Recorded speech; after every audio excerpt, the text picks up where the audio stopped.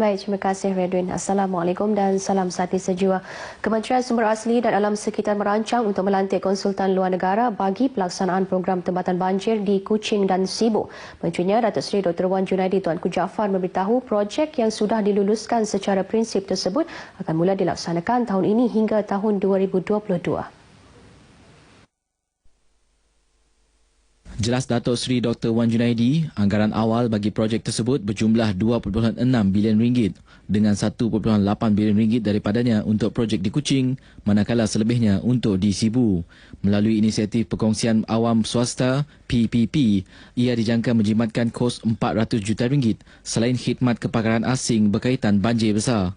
Beliau berkata demikian pada sidang media selepas merasmikan Majlis Pecah Tanah rancangan memulihkan koridor Sungai Batangkayan, Pekan Lundu, Lembangan Batangkayan, bahagian Kuching Fasa 1A di Lundu. Pelaksanaan projek oleh Jabatan Pengairan dan Saliran yang bernilai 7.2 juta ringgit itu dijangka siap pada Julai tahun depan yang meliputi kerja pembinaan tembok sepanjang 165 meter untuk fasa pertama.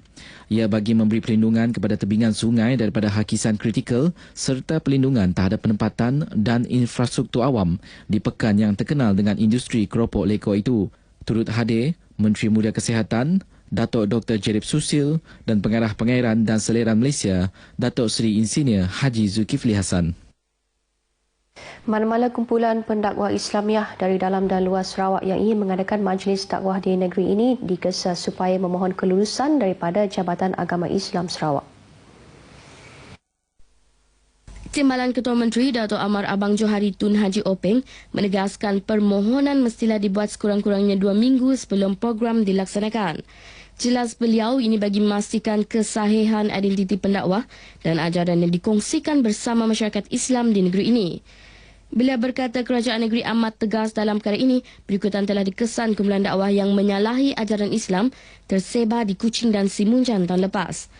Beliau berucap merasmikan Majlis Tilawah Al-Quran peringkat bahagian Miri di Dewan Serbaguna, Kampung Bakam di Miri. Kedua-dua peserta dari daerah Miri dinobatkan Johan Qari dan Qariah iaitu Hamim Muhammad Sahib dan Hajah Farah Liza Muhammad Musa selepas bersaing bersama 8 peserta lain.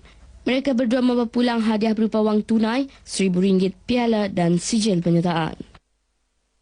Pembangunan Bandar Baharu Limbang BBL yang menjadi mercutanda di daerah Limbang diharap akan dipercepat pelaksanaannya pada tahun ini. Menteri Muda Kebajikan dan Kesejahteraan Komuniti Dr. Abdul Rahman Ismail berkata kerajaan telah merancang untuk membangunkan BBL dengan menempatkan kompleks pejabat kerajaan, kediaman, perumahan dan kemudahan lain. Jelasnya pada masa ini kawasan tersebut sudah dibangunkan secara berperingkat lengkap dengan penempatan ibu pejabat polis daerah baru serta pembinaan masjid baru bahagian selain bangunan komersial yang lain. Beliau yang juga adun Bukit Kota menambah pembinaan terminal bas baru juga akan dibangunkan di BBL yang bakal merancangkan pembangunan di sekitar kawasan utara negeri ini selain adanya kawasan industri dan pembinaan kemudahan jalan raya dan jambatan kedua Sungai Limbang.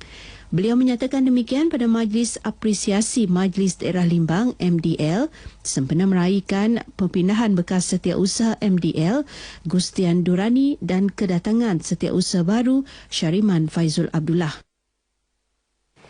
Persatuan Veteran Sarawak Ranger PVSR serta Persatuan Veteran Tentera Malaysia Negeri Sarawak PVTMS mengalu-alukan kehadiran orang ramai bagi Majlis Makan Malam 150 tahun penubuhan Sarawak Ranger dan Jasamu Dikenang yang akan diadakan pada 9 April tahun ini.